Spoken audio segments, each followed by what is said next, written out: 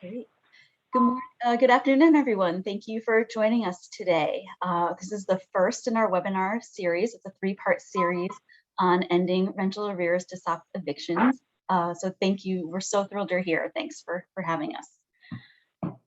Before we get started today, I'm Sarah Gallagher. I'm the Senior Project Director for our Erase program here at the Coalition. So thank you again. I'd like to go over a few logistics so we have a sense of how today will run. Go to the next. So just to let everyone know, our session today is being recorded. The recording, the notes and slides will all be posted and available on our website later this week, and we will send them out at the end of the series in 3 weeks. Everyone here is muted in sort of participant mode, so that means you're muted and you cannot unmute yourselves. But we don't want that to take away from participation. We really do want this to be as interactive as possible. So please share thoughts, experiences, insights in the chat, and please be sure to post any questions for our speakers in the Q&A, and we'll be monitoring those as we go and be able to ask our presenters and speakers those questions throughout the webinar today. So please make sure to do that. Next slide, great. So today's webinar coincides with the July 28th White House call to action on rental assistance. This is a great call to action where the federal government is creating an all-out push to get the word out on emergency rental assistance, particularly with the end of the CDC moratorium coming upon us this weekend. As part of that call to action, the Consumer Financial Protection Bureau is launching a new lookup tool that allows renters and landlords to find information on rental assistance in your area. So we're really asking as part of today to have everyone to help spread the message and get the word out on ERA. So asking to please email, use social media, and let folks know that ERA is available and there to help. You'll see the hashtag there, hashtag rent to help. In addition to the CFPB, I also want to mention that the NLHC resources are still available and that dashboard is still up and working if you also want to use that resource to search for programs or to look at the different components the programs have. So with the end of the moratorium upon us this Saturday, this series and the call to action really could not be more timely. According to Pulse data, the share of renter households currently not caught up is around 15.5%, and that represents about 6.5 million renter households who are at risk of eviction. It's our hope really over the next 3 weeks that we can provide you with information, strategies, tools to help you implement or advocate for changes that will ensure that the programs meet those most in need and most at risk of housing loss, and that people have the support that they need. Today, we have a really robust agenda, and we're going to hear from 2 national speakers on effective strategies to equitable outreach so that you can really put strategies into practice right away. I'm going to give an overview of our call to action and our checklist that aligns with today's agenda on creating visible programs. After that, Poppe will talk about an overview of the framework for equitable ERA programs and different strategies for advancing equity and outreach through ERA. We're going to hear from Samantha Batko, a senior research associate at Urban Institute, on how to use the urban database of at-risk neighborhoods to target ERA and to really look at how neighborhoods most at risk. And then we'll move into a panel discussion that is facilitated by Peggy Bailey, senior advisor of rental assistance at HUD, to learn about putting strategies into action and to learn what some local communities are doing related to equitable outreach and marketing. The next slide. So to help us prepare for the end of the moratorium, we at NLHC pulled together Treasury guidance, emerging research, and to develop a framework to assist state partners, local jurisdictions, and ERA program administrators to do things. We want to ensure that the money gets out the door quickly to those most in need, but also to help develop infrastructure for scale and sustainability of emergency rental assistance for the long term. The framework that draws on what we've been learning really focuses on 3 key areas that we feel will have the greatest impact, and we're asking that folks over the next few weeks really hone in on these 3 areas to have the most impact. The first area is visible. Emergency rental assistance providers should be conducting equitable and robust marketing and outreach efforts to ensure that all landlords, low-income renters, and those already experiencing homelessness know about ERA programs and they know how to access them swiftly. Programs should be accessible. Programs will support equitable access to and disbursement of financial support, and they should be applications should be streamlined, low barrier, and available in multiple formats.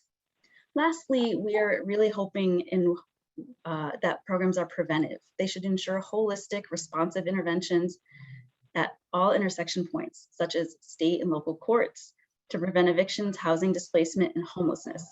Also, programs should be integrating tenant protections into a well-rounded eviction and prevention and diversion strategies. To support states and localities in forwarding this framework, we've developed a series of what we're calling checklists that are designed to help you make quick assessment of emergency rental assistance programs, help to lay out attributes for model programs, and then offer strategies for program implementation, partnership development, and course correction if need be. So as I mentioned, today we're focused on visible, ensuring equitable outreach and marketing to target rental assistance. And I'll take a brief minute to go over what that checklist will include. You'll be able to find the checklists on our websites later this week, where you'll be able to download them and actually use them in a checklist form to assess your programs. So households most in need and with multiple barriers must be able to access emergency rental assistance when they most need it. But this can sometimes be challenging. Sometimes geographic isolation causes a barrier, language differences, mistrust of government, stigma, or lack of access to technology can all create barriers. In the last few months, many programs have adopted really creative strategies to overcome these barriers. For example, some are working with trusted community partners to help with outreach. They've consulted with residents about program implementation and course correction, and they're using data to identify areas most impacted by COVID and to target those areas for emergency rental assistance. The ERASE checklist for visible programs helps guide communities through some of the important decisions about outreach and marketing strategies central to realizing racial justice, ensuring assistance reaches households experiencing the worst impacts of the pandemic, and ensures eviction prevention efforts are reaching those who are at greatest risk of homelessness. So the checklist highlights three attributes for program models that can help ensure visibility of emergency rental assistance. The first area is that the implementation of rental assistance should ensure that outreach efforts and resources are effectively reaching neighborhoods and communities, including BIPOC communities with the greatest risk and needs for assistance. Some of the strategies that we have seen and that we're promoting through the checklist is data matching and data sharing between ERA courts and other systems to quickly identify and provide assertive engagement to at-risk households. This could include households who may currently have an eviction filing, and then working with the courts to outreach to landlords and proactively pay off debt prior to an eviction hearing.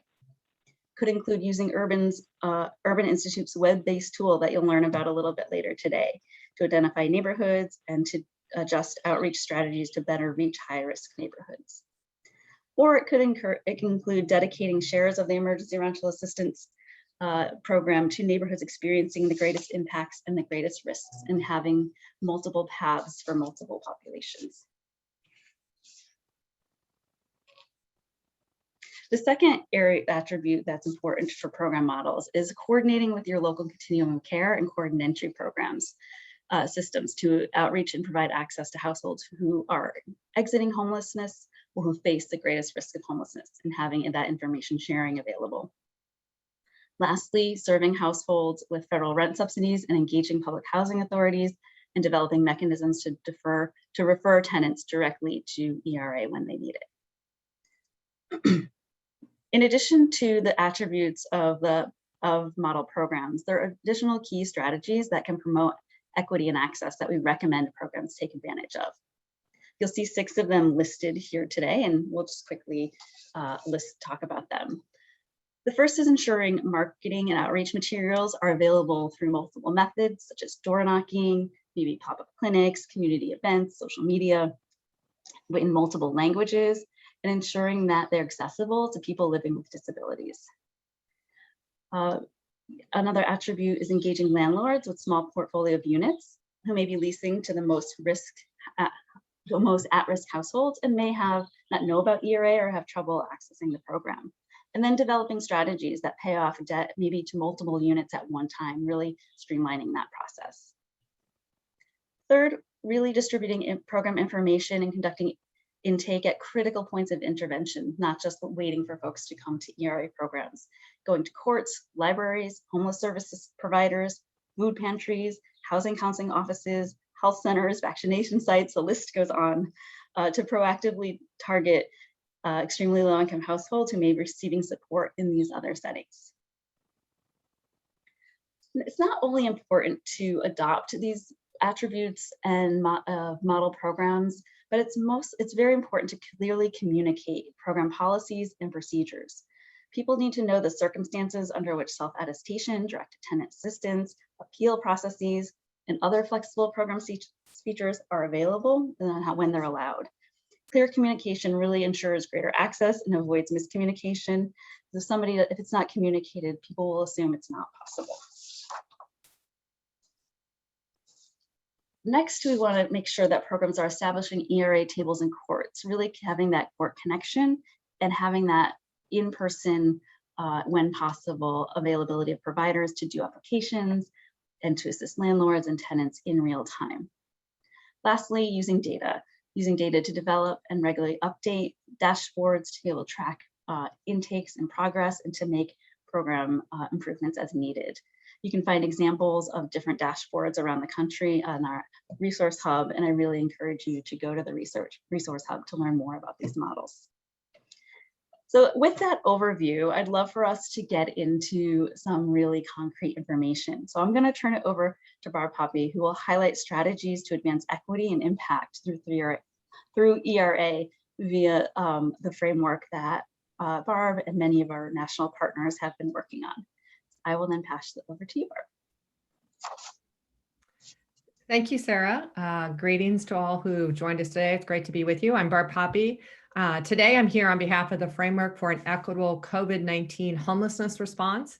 And I want to talk about ways that you can advance equity and impact through using the ERA dollars that have been made available through the federal government. So next slide. So this work that the Equitable Framework is doing includes a really amazing group of organizations that are participating. The coalition has been a strong ally in this. Next up on the panel is my colleague at the Urban Institute, Samantha Batko. That organization has been really active, and you can see others have been here. So it's been a real exciting time to be involved with these partners. Over the past 15 months, we've been working together on the Equitable Frameworks. Next slide. So the framework initially established these guiding strategies, and they remain true today. Is the first concept we're advancing is the importance of advancing racial justice and equity. It's never been more important than it is today in the midst of the pandemic. And that leads us to our second priority, which is addressing the highest needs first. And as we have come together, we really believe that people who are on our streets, in shelters, experiencing homelessness are amongst the most vulnerable in our country to the ravages of the pandemic. To get out of the situations that we find ourselves, it's really important to grow partnerships. And many of these are partnering with organizations that you might have longstanding relationships, but also reaching out and finding new partners in this work. And we're going to talk a little bit about some of the ideas that we've been sharing. Central priority is obviously getting people into housing. People experiencing homelessness, the solution is access to a safe, decent place to live, and that is a top priority for our work. And then, of course, acting quickly. This is a humanitarian crisis, and we need to get folks inside and into safe, long-term settings as quickly as possible. Next slide. So today I want to talk about three things. First, just a little bit about why we see this as a historic opportunity to reduce homelessness. Second, how mobilizing emergency rental assistance to prevent and end homelessness is possible. And thirdly, share with you some tips for design, partnership, and resource allocation. Next slide. So I just can't underscore enough what historic opportunity we have before us to prevent and end homelessness. The needs are enormous and the resources we have are historic. So let's look at the next slide. So we know that housing instability and homelessness are inextricably linked to longstanding racial disparities and have been amplified during the pandemic. At the same time, we're seeing unprecedented federal resources that have been made available that can be used to address these longstanding racial disparities and homelessness, not homeliness. I guess like the spell check got me there. But I think that the time to pause here is if we do not move forward with equitable responses, we in fact will increase racial disparities in our country. So it's really important we're focused on this. And to do that, we are seeing the importance of focusing resources on those with the greatest risk of homelessness.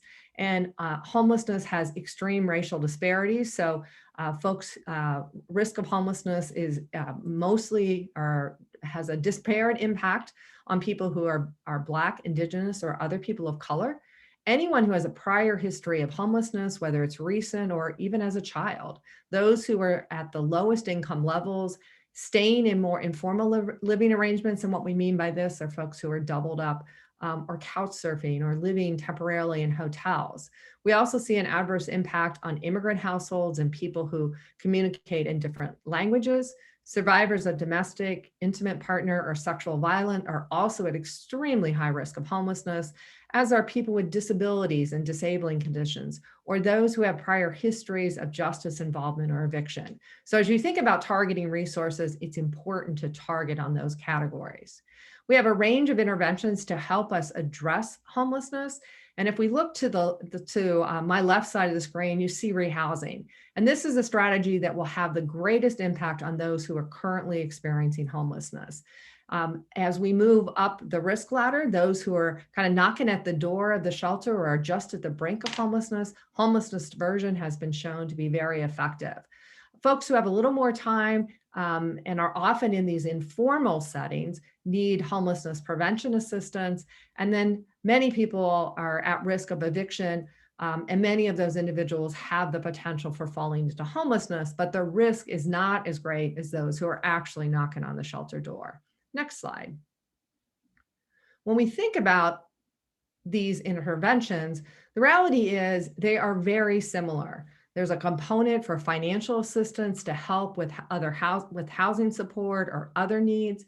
And then there also needs to be some services that are helping them with housing problem solving and housing search and other strategies to get back into housing or maintain their housing. So financial assistance plus services is the most important parts of the package. Next slide.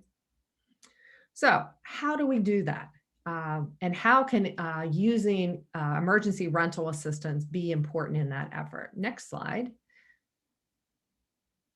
There actually are a lot of resources that have been available from the federal government over the past 15 months.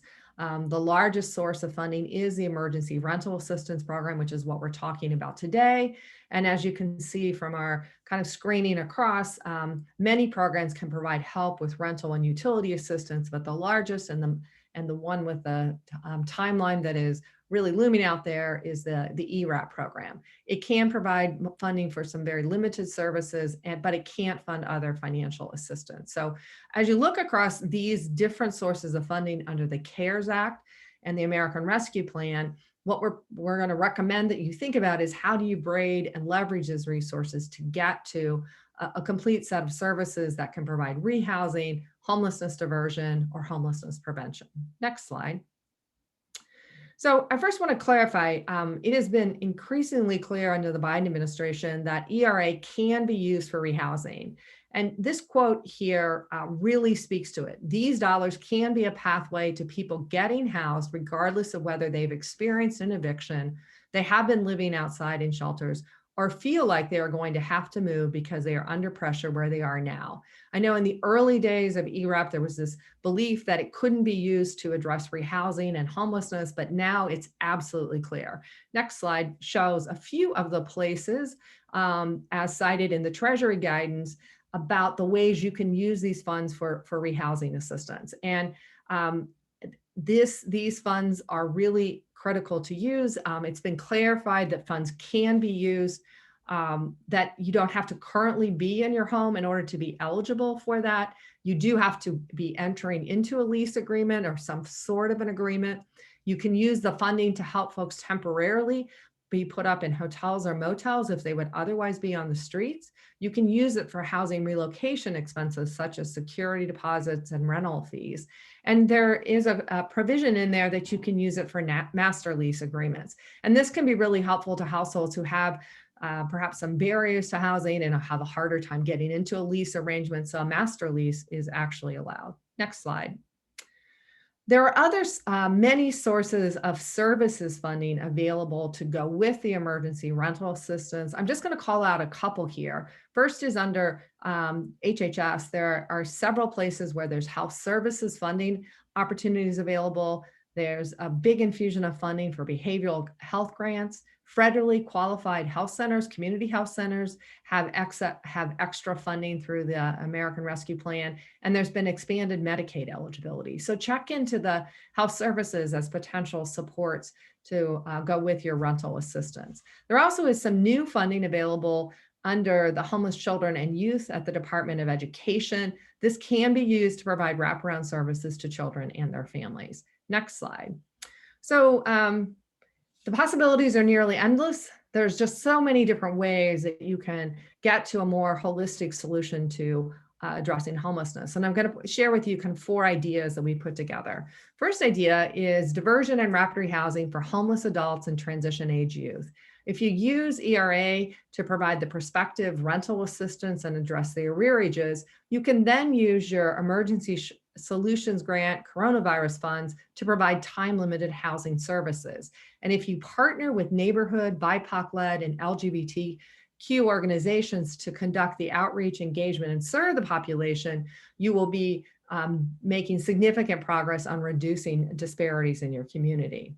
Another idea is to focus on vulnerable families and provide them with rapid rehousing. Again, use that ERA to address the arrearages and the move-in costs. If you're working with unsheltered families, go ahead, you can put them in a motel. Connect with your local school district to get some services funding through this ARP dollars. And then also with emergency, you can connect them with your housing authority and your continuum of care to provide the ongoing rental assistance as the family is stabilized in that. And it's absolutely working with vulnerable families. Strongly suggest you work with BIPOC-led organizations to provide the services. Next slide, we look at idea number 3.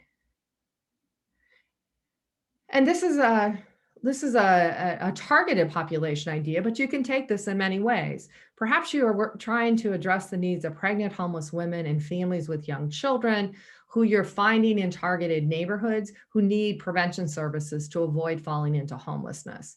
You can use the Urban Institute targeting tool to figure out which neighborhoods to look for them in. Use your ERA dollars to address arrearages, move-in costs, and rental assistance. Partner with the ESG CV providers to provide the housing stabilization services, and then pull in your federally qualified health center as your partner for maternal and infant health care and supports. This would provide a very holistic approach in your community by bringing these partners together.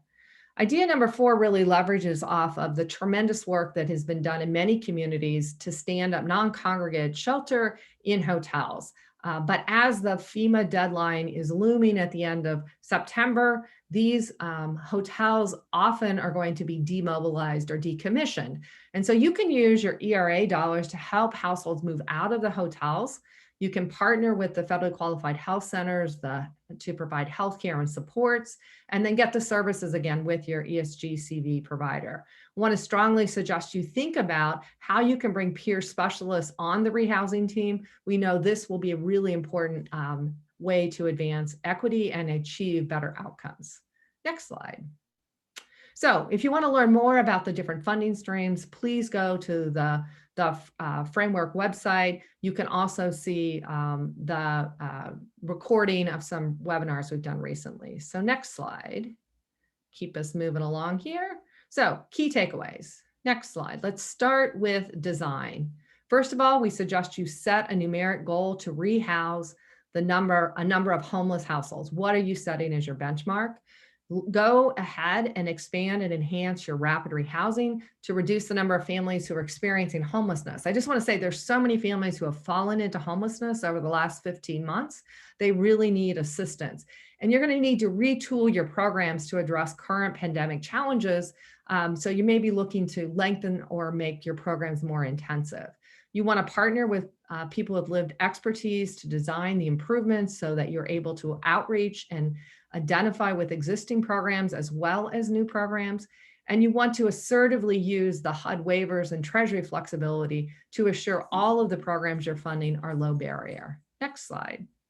As we think about the importance of partnership, first, top of the list is design, plan, and implement with BIPOC-led organizations. Design, plan, and implement with your continuums of care and your homeless assistance providers. They have resources they can contribute to this, but they also, both types of organizations are going to help you really market and outreach to the population who needs it. Partnering with people who have lived expertise is incredibly important and been shown to be very successful in outreach and engagement. And partnering with a broader array of programs in the community, like your schools, your community health centers, Medicaid-funded behavioral health providers, bring them into the mix so you're providing holistic and comprehensive services. As far as allocation of funding goes, be sure you're braiding and leveraging. Focus on ensuring homeless households as well as those at most risk of homelessness are served holistically. Allocate sufficient resources to scale your homelessness diversion and rehousing before investing in homeless prevention. That will do the most to reduce homelessness. Partner with people with lived expertise and rapidly deploy and then plan to redeploy funding as your local context and needs change. Next slide. There's lots of tools and resources we have available at the framework. I encourage you to take a look at those. Next slide. We also have a series of webinars that are coming up. I know many communities are trying to figure out how they can manage housing navigation and landlord engagement. That webinar is on August 5th. Next slide. Whew, I got through all my content. Back to you, Sarah. Great, thanks, Barb. That was amazing. For clarification, a question came up around what is a master lease in the Q&A. So could you just clarify what that is for folks who may not know? Yes, so a master lease is when an organization is leasing the unit and then they establish a lease with the tenant. And that allows it's a really great strategy for households who are having a hard time getting a landlord being willing to rent to them. So having someone as your kind of intermediary in there really can make housing available to folks who have barriers that are hard to get landlords to kind of work around. Great, thanks. And then this is more of a comment, but I'll turn it into a question. I hear it a lot around, many communities, this is from Grand Rapids, are faced with a housing shortage and just really a feeling of lack of units available, as well as sort of low quality or may not meet standards. They may be hazardous. Any strategies for folks who may be dealing with that or having that conversation locally on how they can overcome that idea of housing shortage? We know development is a long-term strategy, but any short-term pointers? Yeah, absolutely. The lack of quality supply is a problem in many, many communities and it continues to grow every day. First of all, I would say make sure you're advocating for passage of the infrastructure bill because there's really important supports in there. I think the other strategies we're seeing is that people are working on shared housing. So they're helping folks kind of partner up and then establishing folks together in housing. There's a webinar series coming up about strategies that are being used for landlord navigation and getting landlords to be more willing to do that. And that's coming up on August 5th. So there'll be some more practical tips there. I would say it is really difficult, but being creative and offering the kinds of incentives and for landlords, often the most important thing they want is someone to call when they have a concern. And I think that's where partnering with your continuum of care, who can provide the services through their ESG funding, along with the ERA dollars, get you to a more holistic package than just rental assistance alone. Great, Thanks, Barb. And then also just one more question. I think, this amazing strategies, and I love the connection to other service systems around education and the health centers that are in the health field that we should be partnering with. Oftentimes though, that can seem daunting, and especially with the Saturday kind of looming at us in the eviction moratorium ending. I'm wondering if you have any sort of priorities that you would lay out for folks of where to focus now and how to take all of this great information over the next few weeks and really to prioritize those conversations. Do you have any thoughts on that? I think that where I would prioritize the resources are those who are the most vulnerable to experiencing homelessness. So if you're dealing with a large queue and you don't know who to pick from your queue, pick those neighborhoods, pick people who have prior histories of homelessness, because those strategies are ones that those are the people who are most likely to fall into homelessness. It's not to say that eviction isn't a tragedy for all who experience it, and there's a lot of collateral damage, but experiencing literal homelessness and being on the streets is really tough. I think the other place I would focus is for communities that are offering these non-congregate shelters that are going to lose their FEMA money at the end of September. I would say go in and be sure that you're not expecting to close those hotels and move people back into congregate shelter environments. That is just not a good situation. So I would make sure you have plans in place to, if you're going to demobilize, you can use the ERA dollars to help with that demobilization. Great. Those are great suggestions. Thank you so much. Thank Barb so much. And I think with that, you mentioned and I mentioned the urban database, and there was a question in our chat on it. So we're going to transition over to Samantha Batko, who's a senior research associate at Urban Institute and has been instrumental in developing and in implementing the tool. And she's here to talk to us about it. So Samantha, I will turn it over to you. Thanks so much, Sarah. Okay, so some very quick background on the tool. It was developed in partnership with the Framework for an Equitable COVID-19 Homelessness Response, which is the partnership that Barb had spoken about and included the same group of partners. We originally published the tool in August of 2020 with support from the Melville Charitable Trust and MacArthur Foundation. And we recently updated the tool in April 2021 with the most recently available data with support from the Schultz Foundation.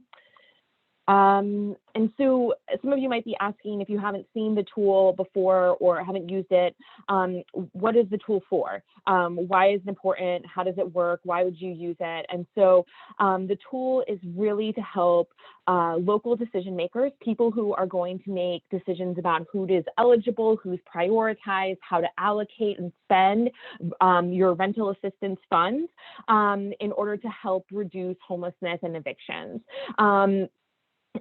These would include your ESG funds, your CDBG funds, your emergency rental assistance funds coming through the U.S. Treasury.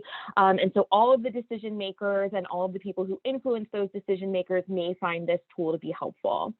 And the way that the tool works is that it uses census tracts and information about low-income renters who live in those census tracts to determine neighborhoods who may have people who are at the highest risk of experiencing housing instability or homelessness, and who will most urgently need those rent assistance resources. So within the continuum that Barb was talking about, this is going to help you identify people who are currently housed, who may need these resources in order to remain housed.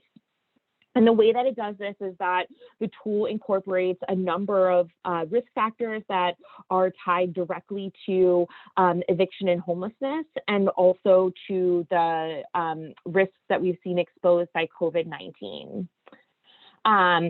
So how people are using the tool, and before I get into what the tool is built on and what it looks like and how you can navigate it, just so that when you see those, you can think about how you might want to use the tool in your own community. These are the ways that some people are using the tool. So most importantly, obviously for today, what we're doing is talking about outreach. So people can use the tool, and there are jurisdictions in the country right now using the tool to do targeted outreach.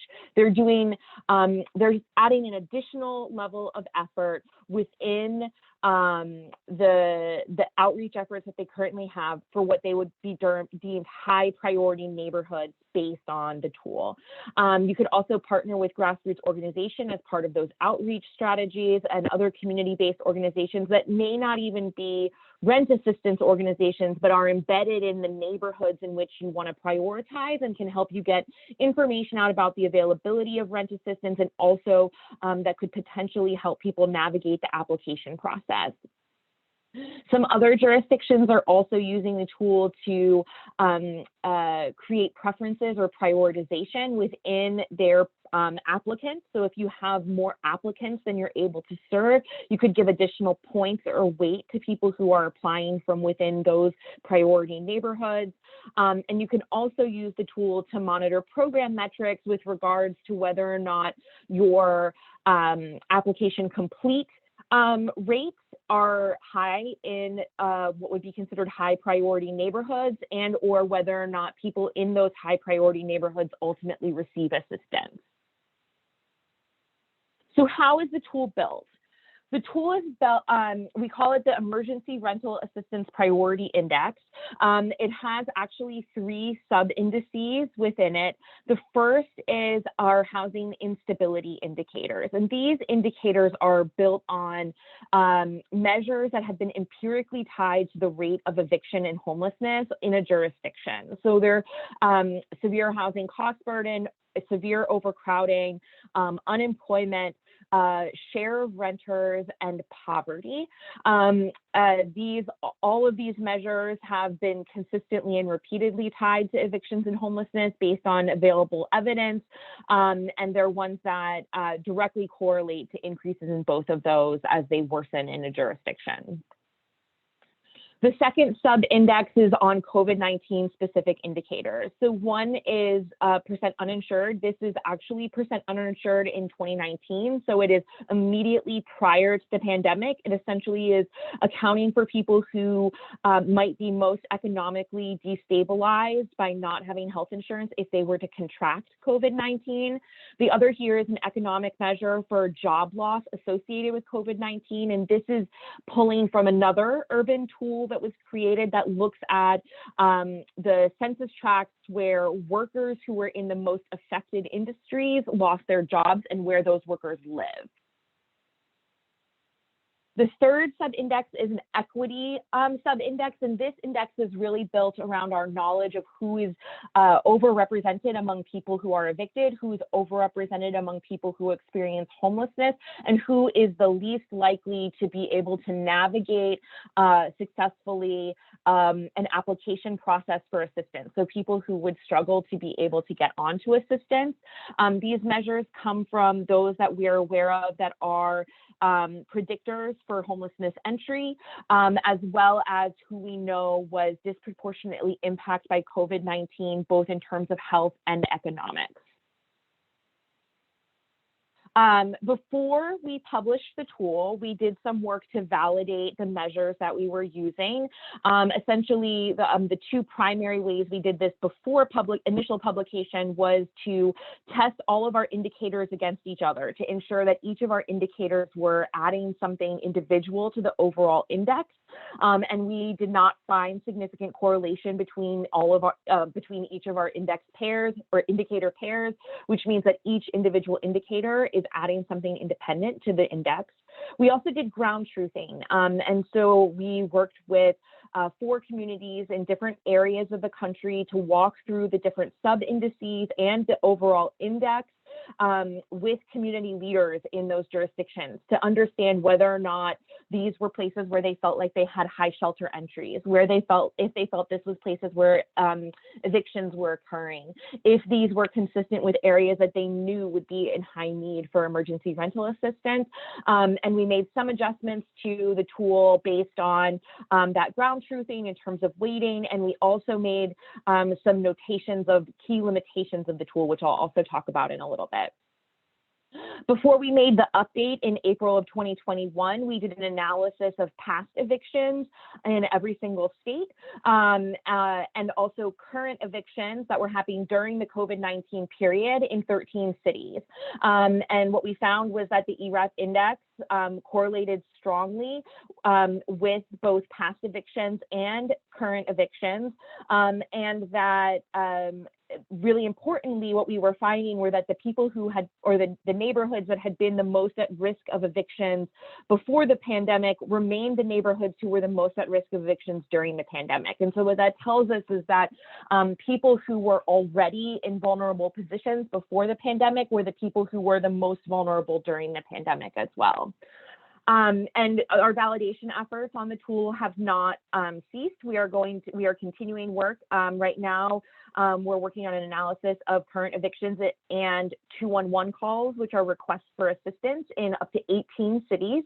And we're also going to be doing analysis of priority neighborhoods identified with the ERAF index and how those align with historically redlined areas in cities as well.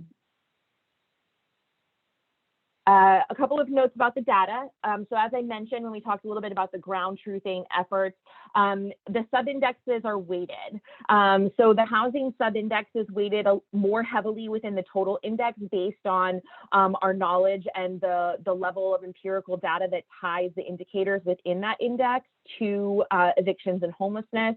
And race is weighted more heavily within the equity index to acknowledge both the overrepresentation of people of color among those who are evicted and who ultimately experience homelessness, as well as the drastic differences in the experience of COVID-19 infection and economic impacts among people of color. Some things to note when you take a look at the tool is that there are some grayed out tracks. Some of those are tracks that don't have housing in them. So for example, if you're familiar with Washington, D.C., the National Mall is grayed out. Others are grayed out because it means that there are no extremely low income renters in those census tracts. And therefore those would not be tracts that would be prioritized regardless of other economic measures. A couple of key limitations to it. While we did find that the index correlated to past evictions and current evictions, you should just be aware that the data is on a lag. So it means that the most recent data included in the tool is from 2019 census data, with the exception of one measure, which is updated as of April 2021, which is the job loss measure for COVID-19. Another key indicator or another key issue that or limitation that we have is that the tool does seem to highlight university census tracts. This is something that we identified during our ground truthing activity. We know that there are students who experience homelessness, and we know that there are students who have housing instability. We did not make any changes on the basis of this, but we do think it's important for communities to understand that university tracts may be highlighted and highly prioritized, even though all of the people who are in those tracts may not meet the typical profile of a household that would need assistance. The last limitation is that we do have a single race indicator. This was a decision that our data and science team made because of data quality concerns around including multiple race measures, particularly in rural areas where the margin of error is so significant that it just is really challenging to look at census tract level data on individual race measures. We recognize this as a limitation in that obviously people of different races experience eviction, homelessness, have experienced COVID-19 differently. We have used the single race indicator because of data quality decisions, but we have also made adjustments to the tool with things like graying out areas that don't have extremely low income renters so that it minimizes the impact that the single race measure would have in areas where obviously people of color is not a homogeneous group. So normally at this point in the presentation, I do a demonstration. I don't have that capacity today. So what I'm going to do is actually use screenshots. So hopefully everybody can see on their screen, and I invite you to go and take a look at the tool which has been sent out in the chat. If you want to follow along, you can. So when you get to the tool, you have the ability to search by both county and by continuum of care. In this instance, I've selected Columbus, Ohio, which is Franklin County, Ohio. And I've selected one census tract here in the more southwestern portion of the city that is in the 98th percentile, meaning that among all census tracts in the state of Ohio, this would be a census tract that would be among the most high in priority. And you can see here that it shows you where each of, where the census tract falls within each of the individual sub-indices as well. And so this is one where historic housing instability and equity they remain in the top 5 percentiles of prioritization, but they had experienced slightly less COVID-19 impact, which is again, health insurance and a lack of health insurance and COVID-19 job loss. And a feature that I want to highlight here within the tool is that you'll see right here, it shows for each tract how many ELI renters are in that tract. So in this census tract, there are 470 extremely low income renters. And that's really important because when you get to look at other priority census tracts, you'll see that those numbers vary a lot. Just another, before moving to that, another feature of the search is that if you're a continuum of care and you'd like to see your full continuum of care, you can actually search by your continuum of care number as well. So you don't have to know the county, and it also enables you, if you're a continuum of care and your continuum of care has multiple counties in it, to see all of those counties at once. Obviously, my example is not a multi-county COC. This is the same census tract here, just highlighted within the continuum of care display.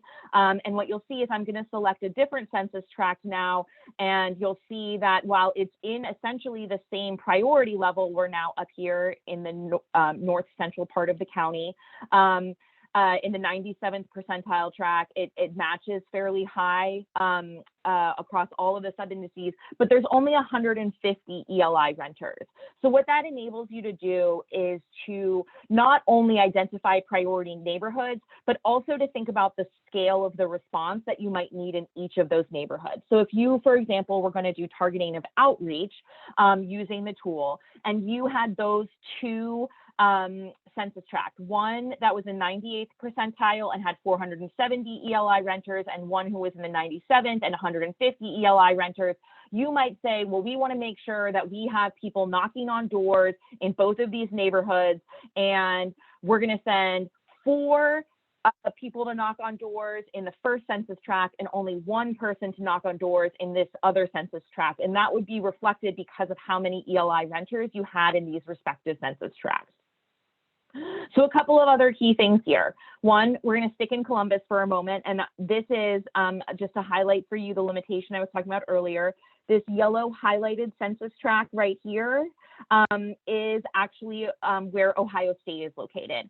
So you can see that it's showing up in the 91st percentile among Ohio tracts. And when we spoke with leaders in Columbus about this, they said this is not typically a census tract in which they would see a lot of emergency rental assistance being needed or being delivered. But it is being highlighted because of a large percentage of students in a rental apartment and rental units that are matching some of our other measures.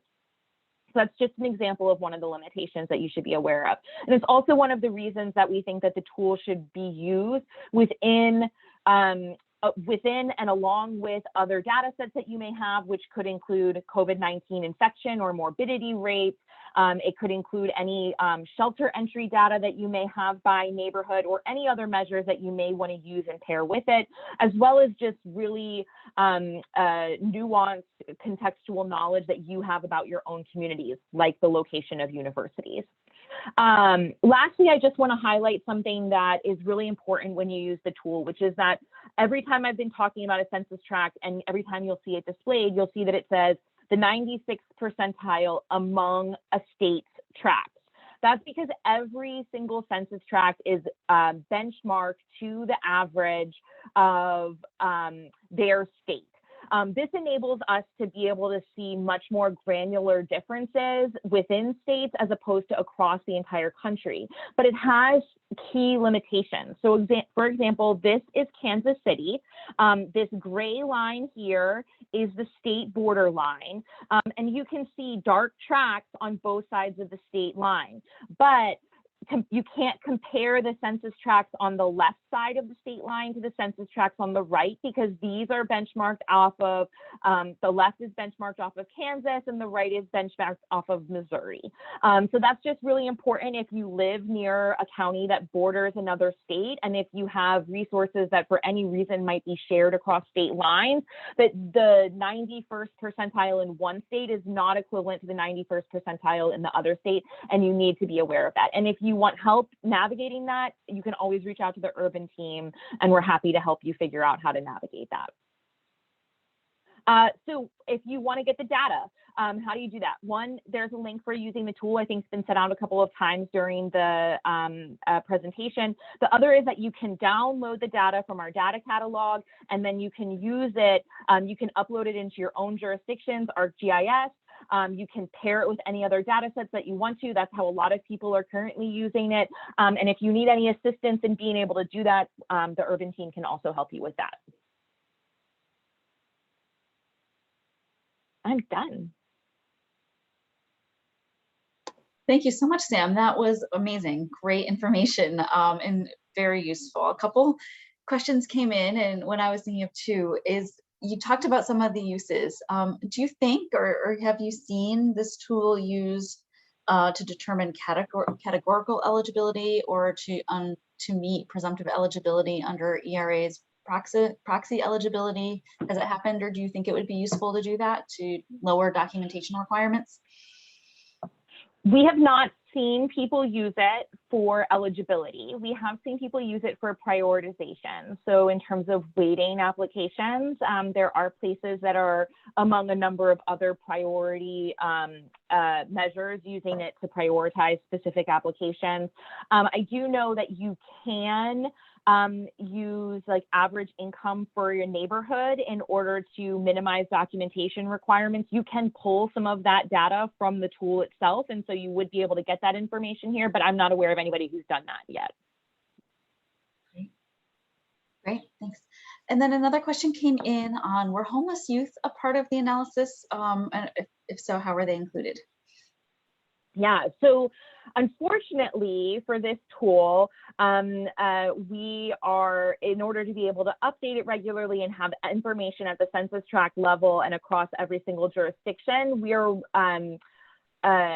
somewhat hampered in what types of data we can use. And so unfortunately, we weren't able to incorporate any homelessness specific data because it doesn't exist on the national level at a census tract data point. And so we were not able to include homeless youth data. We weren't able to include shelter entry data. We weren't able to include anything that is held at the zip code level, and we weren't able to include anything that's only held at the local level. So for example, when we first made this tool, we really wanted to include COVID infection rates, but we couldn't get census tract level data consistently across the states, and so we weren't able to include it.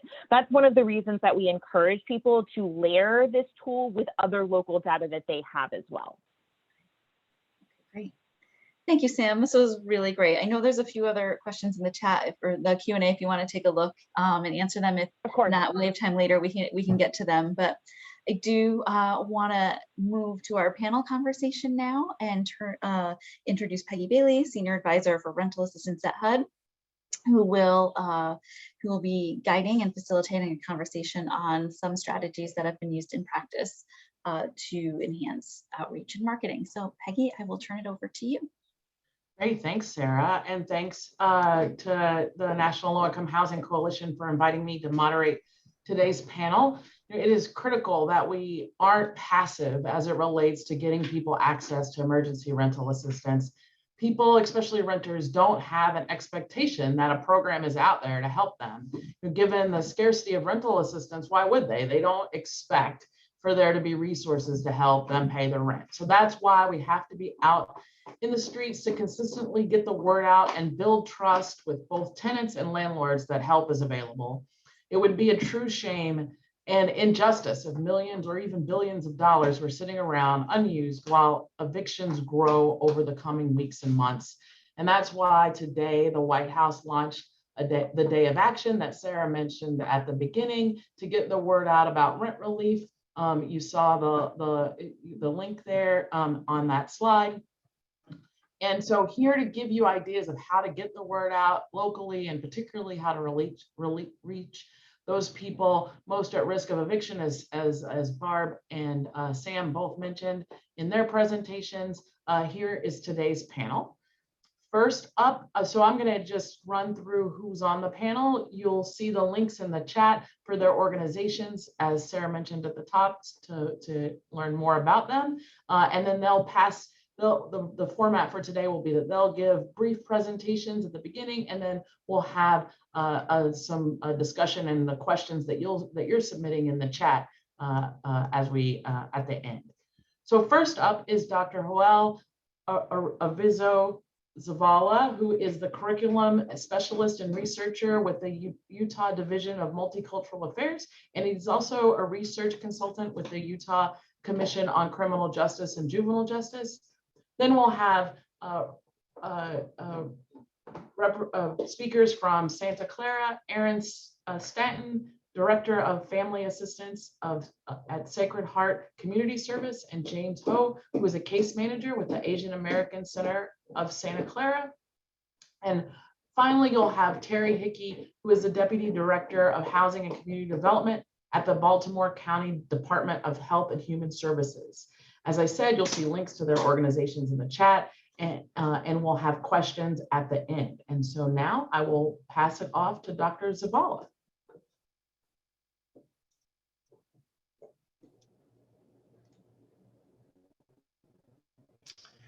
Hello, good afternoon, everyone, and thank you so much for joining us. So I definitely have some quick information that I would like to share with you regarding our work with the state of Utah. So as Peggy mentioned, I work with both the Utah Commission on Criminal and Juvenile Justice as well as the Utah Division of Multicultural Affairs. Today, I'll be talking about our evictions research with the Utah Division of Multicultural Affairs. So starting in September of last year, September of 2020, one of the Multicultural Affairs committees for the COVID-19 response was really interested in understanding evictions in the state of Utah and whether or not there were racial ethnic disparities. One of the questions that this committee had for us as a research team was around not only whether or not there are disparities in evictions, but whether or not the moratorium placed on evictions was sufficient or was contributing either positively or negatively to evictions in the state of Utah, especially as it relates to Black, Indigenous, people of color, or BIPOC communities. And so one of the things that we did is we took data from the Utah State Courts regarding evictions. And so this was data that the Utah State Courts provided to us regarding eviction filing specifically. And then we layered that with census data, and we did an analysis at the zip code level.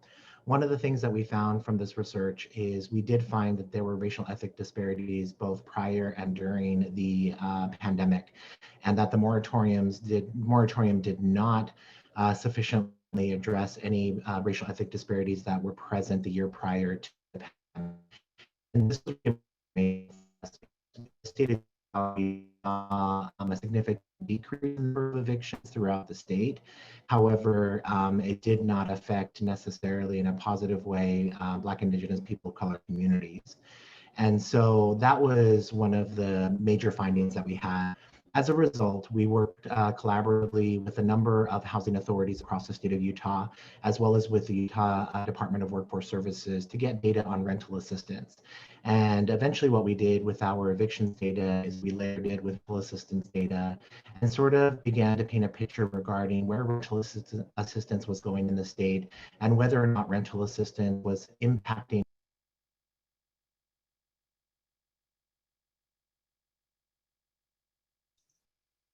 Oh no, did we lose Joél?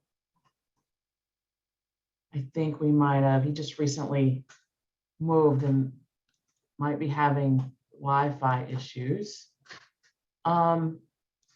So while we see if he's able to reconnect, I apologize for the jump, but maybe we can have him come back at the end, and Erin, we can pitch it to you to go over what the great work that's happening in Santa Clara. Absolutely, we could jump in. Good afternoon, everyone. My name is Erin Stanton. I work at Sacred Heart Community Service in Santa Clara County, California. And I'm here today with my colleague, James, who works with one of our partner organizations, the Asian American Center of Santa Clara County. Together with many partner organizations, we've been focused on providing financial assistance to COVID impacted households since the beginning of the pandemic. And we're currently working on our fourth phase, deploying the emergency rental assistance funds. Next slide. Our primary focus is providing the financial assistance to extremely low income households, especially households of color. Throughout our work, we use data to assess if we are meeting that target and getting the assistance to our target population. So for example, if you look at the slide, you can see that our highest financial assistance zip codes align with the zip codes in our community that have been most impacted by COVID-19. Next slide.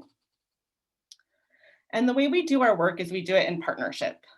We know we can never do it alone. This is a huge effort. We have a number of organizations helping to coordinate it and an even larger group going out and doing the work. Throughout the past year, there have been about 70 organizations that have been part of this effort, and there are currently 45 organizations partnering on the current phase. We do this because we need all hands on deck. It's a big program, and we also need organizations that are connected to the communities and cultures and neighborhoods in Santa Clara County. Historically, most assistance programs have been designed for kind of a white middle class standard that has certain expectations about what documentation is available and what the level of trust is with public institutions. And that type of program design really doesn't work for the people that are most at risk of losing their housing as a result of the pandemic. So we work with a huge group of partners that are deeply connected to community and that are experts in helping community members navigate complex systems. And a big part of that is that we coordinate funding so that all of our partner organizations have the resources to do the work. We also focus on a no wrong door approach. So you can see on the slide on the screen, in our community, we're a hybrid community, which means there is a state emergency rental assistance program and a local emergency rental assistance program. And they both have slightly different eligibility criteria, which can be really, really confusing. So we adopted a dual outreach approach where we're doing outreach for both programs and trying to help folks figure out which one is right for them and connect them to the right program. We also adopt a no wrong door approach throughout our system of partners, where folks can go to any of those partner organizations, as well as to a more centralized online application, central phone number, et cetera. And we also strive to connect with existing outreach efforts in our community. For example, one current effort we're excited about is that the county is one of our partners, and they are currently training some of their community partners who do vaccine outreach, that when they go door to door to talk about vaccines, they can also connect households to rental assistance. Next slide. So we've been doing this over the past year during the pandemic. We've learned a lot. You can read on the slide some of what we've learned and think are good recommendations going forward. I think to summarize it, I would say we believe in starting with community and ending with community. We have to start by actually going to the community members that we hope to give financial assistance to ask them, what do they need, what will work for them to access it. So for example, doing surveys, holding community meetings, and then we take that input to help us design our program. And in the end, we need to make sure that that financial assistance actually gets into the hands of community, that it comes and ends with the community as well. And we assess that by looking at our data throughout our process, and also by listening and collecting feedback, again, through surveys, through community meetings, so that we can learn and do better the next time, because there is always room for improvement. And with that, I would love to introduce James, my colleague at one of our wonderful partner organizations, to share a little bit about his experience with this program.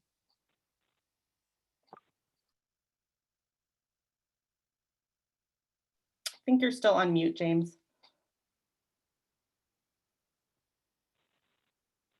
Okay, so hi, my name is James. I am one of the case managers for AASC. We're one of the organizations partnering with Destination Home for this rental assistance. And so I just wanted to talk about my experiences and also provide some insight that I've gained over the course of our involvement with the program. So for our particular agency, we have a lot of connection with our community, in particular through a lot of events and a lot of other programs that we've done in the past that have kind of let us create a relationship with many members of the community, as well as some landlords who have reached out to us personally with tenants that they are looking for rental assistance to help out with. And so, for example, when we were doing a program to go and help spread awareness for COVID-19, we were able to also kind of get more people comfortable with talking to us about a lot of these private information things that it's not necessarily as accessible to everyone, such as, you know, their income, some private information, such as certain lease agreements that are, like mentioned, they're not so formal. So for example, a large portion of the community in Santa Clara doesn't actually only lease with regular lease agreements like apartments or entire homes. We actually have a lot of residents that will lease single rooms. And so for those residents who are in less traditional forms of renting, it's been really valuable for us to be able to have their trust and allow them to feel comfortable speaking with us. And especially the vulnerable populations that don't necessarily, they're not necessarily used to getting help with these kind of programs. It's been really great that they trust us to be able to go and assist them with getting the rental assistance they need. Because in particular, I would say that a large portion of the applicants that I've worked with were at risk of being evicted at the end of June before the eviction moratorium was extended, and also many of them were worried about being evicted in July. And so the ability for us to directly work with our tenants in the community, as well as get direct access to working with liaisons in Destination Home, has really helped expedite the process of providing rental assistance to our community. And so we found that it's been very important for us to directly have these relationships in order to go and allow the process to move smoothly.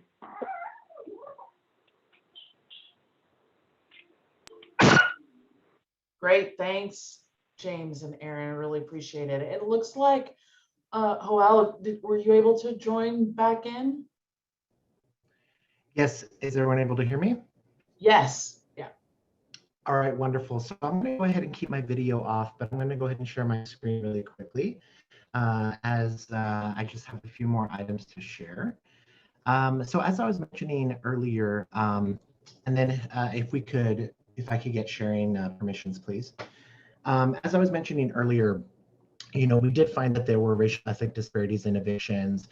And then as we overlaid the data with the rental assistance application data from some of the housing agencies in the Department of Workforce Services, we learned very quickly that there were some areas that had experienced a high rate of evictions in the state of Utah, some zip code areas that had high rates of evictions, but also simultaneously were receiving adequate numbers of approved rental assistance applications. In the state of Utah, we did have a few zip codes of concern. Two of those zip codes, 84101 and 84111, are located in Utah. And so these are areas that have high rates of development and many other sort of like developmental or, you know, cultural, social issues that need to be laid with the data. And so what we did is we provided this information to a number of agencies across the state of Utah, both public and nonprofit. And many of these agencies were able to utilize this data to target rental assistance applications, information, marketing, and et cetera, to the areas of greatest need. One of the hopes that we have as we move forward with this eviction research is to utilize the current or most updated rental assistance application data to then understand, okay, you know, have we provided sufficient or have we conducted sufficient outreach to zip codes that have a high rate of disparity? And if so, how do we share the success in these areas and share success stories, you know, to a much broader audience? So we're very excited in the state of Utah to continue this research, but particularly excited, you know, to obviously alleviate over time racial ethnic disparities in evictions. So thank you so much for having me be a part of the panel today, and I look forward to the questions that folks have later on. Great, thank you. And so now, Terry, I'll pass it to you.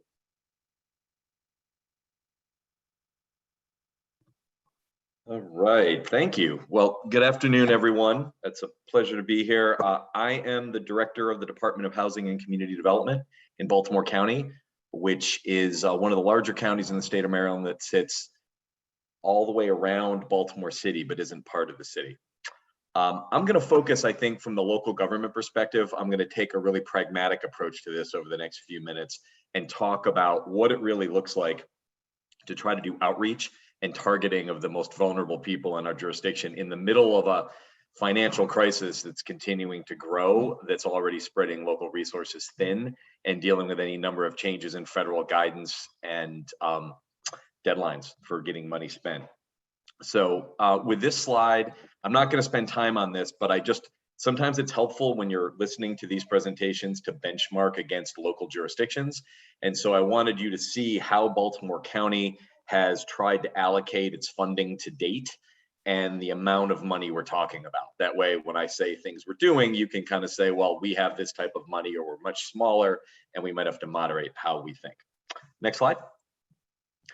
Similar on this one, I wanted folks to see more of a breakdown of how we allocated this money down into the different programs. I think it's important to note for what we're going to be doing next, what I'm going to talk about, that Baltimore County's really split its funding almost 50-50 between its eviction prevention program, which is a tenant-based model, similar to what a lot of you are using. And then what I'll spend a little more time talking about here is our strategic targeted eviction prevention program, which is operated through the United Way through a partnership with the county, which is really landlord-focused, bundled model that we'll talk about a little more. Slide, please.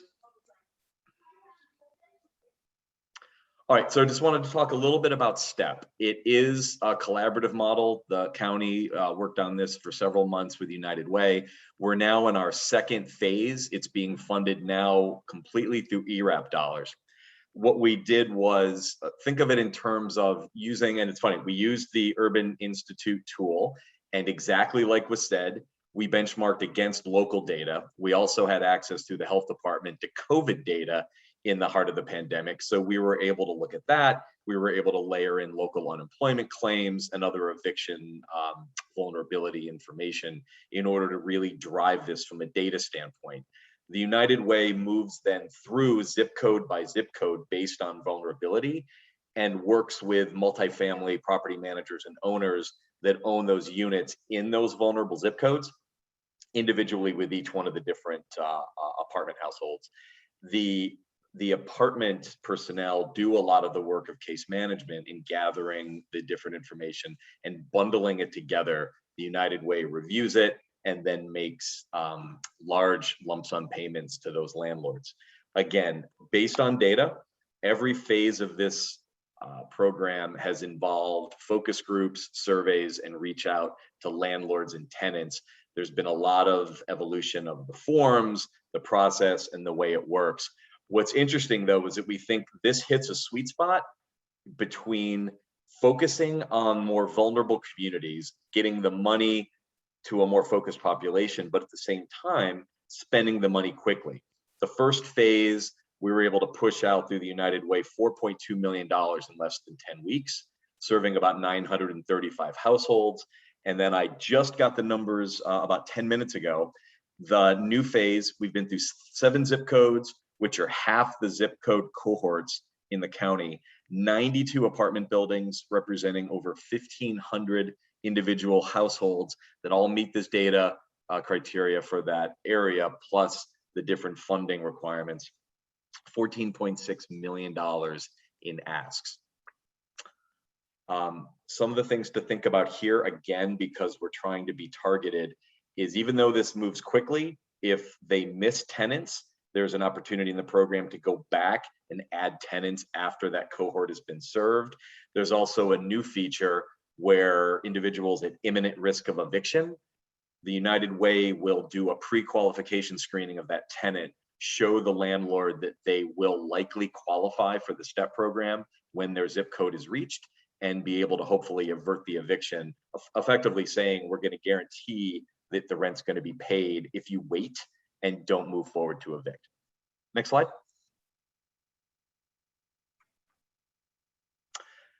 So this is a slide I haven't used before, and I created this last night with an idea of showing you. This to me is where the rubber hits the road. So there's a lot of planning that goes into getting these programs set up before they launch. But once they launch and you're in the middle of it, it's important to continue to think about where the vulnerability is, where your gaps are. By way of comparison, we've had about 8,000, somewhere between 8,000 and 10,000 unique applicants into our different portals for eviction prevention since October. We took a slice of just under 2,200 total applicants. We reviewed over 1,500 of them that were reviewed by nonprofits for support. Look at these numbers though, it's pretty dramatic. Of those 1,544 that were reviewed, less than 400 received assistance. Just under 1,200 were denied. So this was after they'd gone through the process of referral. If you look to the left, you'll see the data being tracked. Over half of those denied were denied for some combination of lack of response. That's a real problem. And we can deal with it in the questions and discussions that come, but we're going to be dedicating more resources through a call center and others to be digging into those that didn't apply. So instead of just denying them, I suspect strongly it has a lot to do with the vulnerability that they're facing in the first place, not just simply a lack of desire in finding rental relief. So again, I think in reach, for lack of a better term, we constantly need to be thinking about those that we're denying, those that aren't replying when we talk about outreach and engagement. Next slide. And then whole big topic that I saved for my last slide in my last few seconds. But basically, like most of you, the eviction preventions at the federal level and the state level are in the process of expiring. And we don't expect them to be renewed, although there is local advocacy to that. But again, by way of benchmarking, we have a backlog of approximately 52,000 failure to pay rent cases in our district court system. And that is just for Baltimore County. That's not statewide. In Baltimore County and throughout the state of Maryland, there's reserve judgments that have been issued by the courts during the pandemic when tenants issue a affirmative defense due to a state or a federal protection. They're going to be separate dockets for those reserve judgments. Landlords can't move forward to evict until they go back to court. This is a key moment for the county to intervene, and this is where our agreements with multiple legal service providers are coming into play. As you can see down here, a lot of the outreach, we have judges issuing our resource guide from the bench, constant contact with the constables and sheriffs as the need be, and then communication between the tenant-based and landlord-based programs to make sure that people aren't being missed or that they've been aligned for the programs that can serve them the quickest. So that was a whirlwind tour. I'm going to leave it there. There's a whole bunch that comes to this, as I know you all know. So I'm looking forward to the questions and discussions that follow. Thanks for having me. Great, thanks, Terry. So as I said, please enter questions into the chat. We have a few minutes for that. I think I'm going to start. Maybe this question is best for James to start, and then we can go around. So one question in the chat box, we've heard a lot about the difficulty of reaching landlords and that landlords accepting payments. So can you speak to how you engaged or did outreach to skeptical landlords or help tenants engage their landlords who have been wary of submitting the personal forms or receiving federal assistance?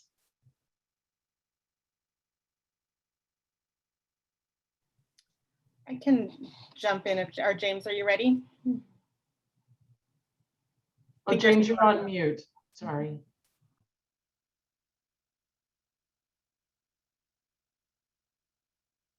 Oh, James, you're still on mute. There we go. Okay, great. So the way that we've really been working with landlords and tenants, like I mentioned before, is that the relationships that we built with our community in the past through various events and programs has allowed us to kind of be more trusted in the community. And so for the most part, when we speak with our tenants will typically let other of their friends or family who are struggling with rent know about us. So they'll also go and tell them that they can reach out to us if they need any help. In addition to that, when we do the program, we also don't only call tenants, but we also call the landlords. So for tenants, we'll do various outreach efforts such as canvassing, phone calls, tabling at different events. But for after we contact the tenants and do an application with them, we also have to follow up with the landlord to go and fill out the landlord side of the application. And so when we talk to the landlords, we do our best to build their trust by demonstrating the validity of the program through other successes of other landlords being able to receive the money for the owed rent of the tenants. In addition to that, the landlords will typically also tell other landlords they know, and even certain landlords like property managers of apartments will actually refer additional cases to us once they see that we are able to provide verifiable help, of course. So actually with one particular apartment, I've received about like 10 to 11 tenants just based off of referrals from the property manager after being able to successfully help out one of the tenants. So really the greatest way to be successful in working with the landlords is to just gain their confidence and trust, and also build more of a reputable identity with the community at large. So that's my take, yeah. Great, thanks, James. Terry, Erin, or Joél, do you have anything to add? All right. Good. Great. Oh, okay. So the next question is along those lines, but specifically around for the tenants. So we know that there have been a lot of scams out there that are based off of people getting a financial assistance of a variety of forms, right? And the emergency rental assistance is and so people are really worried that this is a scam, and that or that maybe this might affect their immigration status. Are there anything to add from the tenant perspective about gaining trust of the tenants? So Peggy, if it's okay, I think I'll add, and I'm focused today mainly on the STEP program. I just want to emphasize no jurisdiction should ever carry their whole portfolio on a program that works directly with landlords.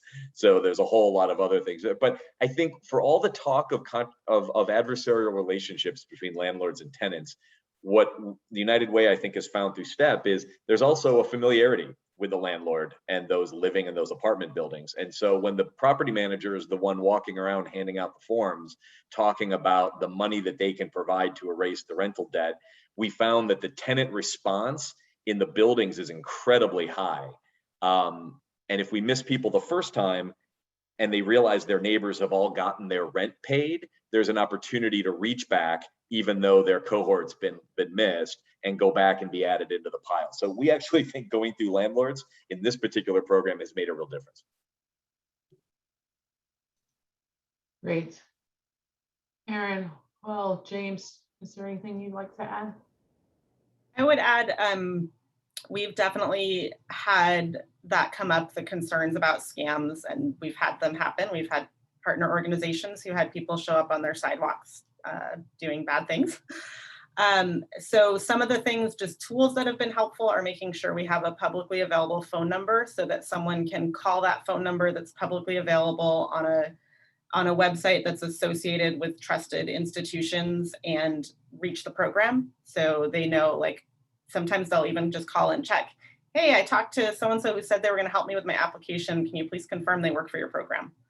And having that we can help people confirm this is not a scam. And then also just really going through trusted entities, through our partner organizations that already have trust in the community, and people already know them and know they're legit. And then from there it goes with the word of mouth, like we've heard from the other speakers, that, oh, my friend did it and it was okay, nothing bad happened, they got their rent paid, great, now I trust it more. And that word of mouth network is really, really critical. And I think that goes for the concerns around public charge or anything happening related to immigration status as well. That's a huge concern for many folks in our community, and having a message come through trusted entities that we believe this will not impact your immigration status, that we will not be reporting this information. You need those trusted voices for that to be believed. Right. Anything else to add? Yes, this is Joél. What I'd like to add is one of the things that has been instrumental to our success in the state of Utah has been those partnerships with the nonprofit and community-based organizations. When we look at issues of immigration status and for folks who are, in mixed status families, who are undocumented or even documented, these folks face particular challenges regarding, their access to rental assistance and other programs, as folks have already mentioned, and even as the question itself alluded to. But for us, what we understand is we can't shy away from having the conversations about what it means, to have mixed immigration status within a family, or, for an individual to be undocumented. And so through our partnerships across the state agencies and with the community-based organizations, we have put in safety measures in place so that folks know that this is a reliable source. Here's how we're protecting information. Here's the information that we are asking, and here's the information that we are not asking. And so in addition to the trusting relationships, there's also structural pieces that need to be put in place because folks who are navigating these issues know that if certain questions are being asked, that's usually a red flag. And so what we've done as a collaborative or as a group of partners is make sure that we ask and don't ask the right questions. Right, great. So as we get to the bottom of the hour, I just want to ask one kind of wrap up question. And, because we know that so many places are starting from scratch and really trying to, I'm almost getting tired of saying, right, building the plane as we're flying it. So what is the last message that you would want to leave folks that are attending this webinar to help them as they're trying to accomplish some of the same great work that you're doing? And let's start. Erin, do you want to go first? Sure, I think that's a big question, but the thing that first pops in my mind is to just go out and do it and try and be ready to learn from it and adjust as you go, because none of us is going to come up with a perfect program in the time frame that we have here and facing the volume that we need to face. And I know we haven't. We've tried a lot, and some things have worked and some things haven't. And so sometimes it just is do something and then give yourself and your team some grace to keep learning from it and doing better as you go. Great. Yeah, that's a great message, right? Like, don't expect perfection. Just try and go. James? Oh, James, you're on. Did you double mute yourself? Because you're on mute. There we go.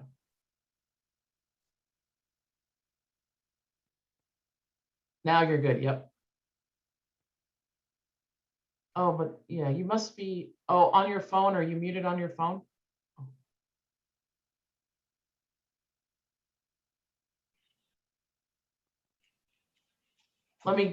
Let's go to. Oh, there you go. There you go. You're good. Okay. About that, yeah. So I just wanted to add on to what Erin said.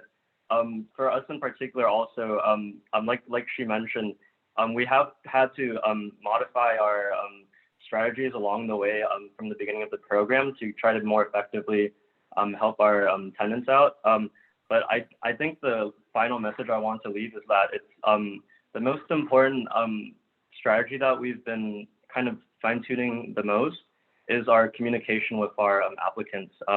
So we've tried to go and do things like the outreach to the communities. We've done canvassing.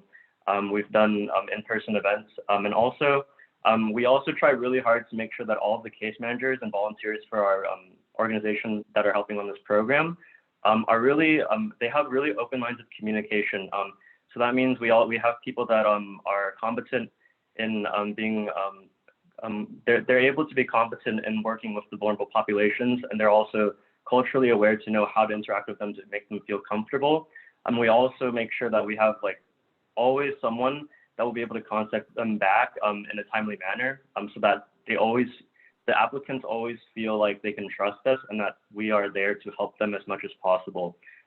So I can't emphasize how much them knowing that they can reach out to us for anything they need has really helped us build a good relationship with the community members who have reached out to us for support through the rental assistance program. Great. Joél, just one quick last word. Absolutely. I think the biggest thing that I can stress for folks is the importance of awareness of the political landscape that we're all operating within, both maybe at a state level or local level.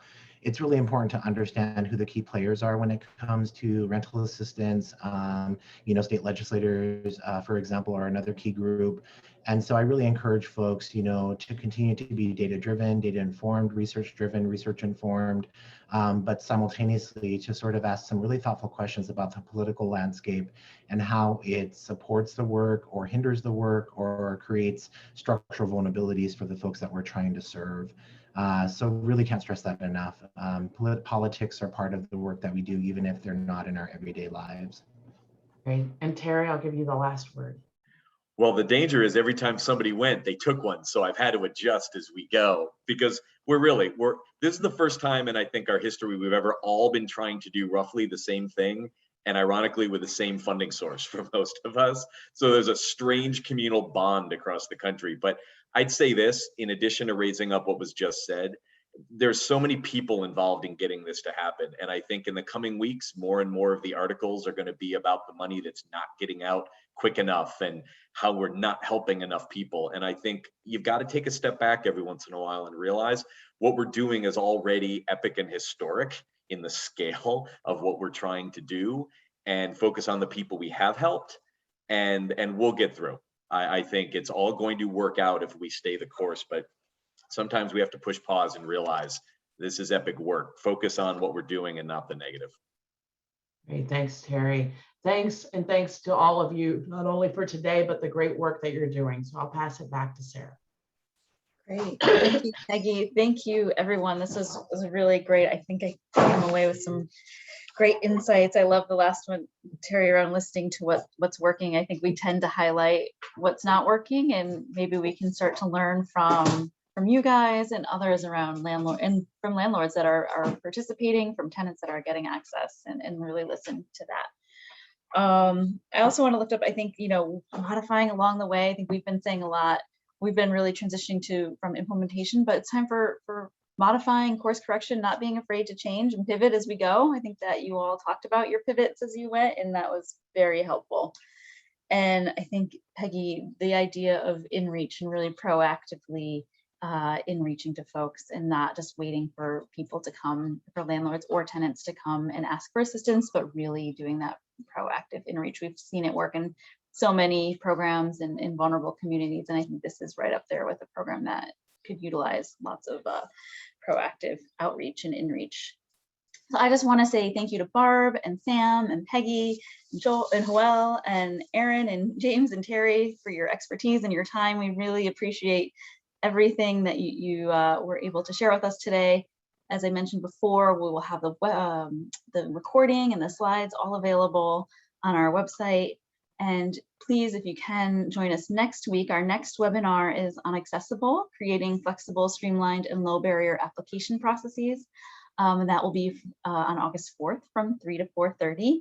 And as you can see, we've got some great speakers lined up. We have Claire Stanley from the National Disability Rights Network, Veronica Soto from San Antonio Neighborhood and Housing Services Department, Gregory Zotnick from St. Mary's Legal Services, and then Erin Barbie she's from Dream Key Partners in North Carolina. So please join us for that. And with that, I will say have a great afternoon and evening, and we will see you soon. Thank you, everyone.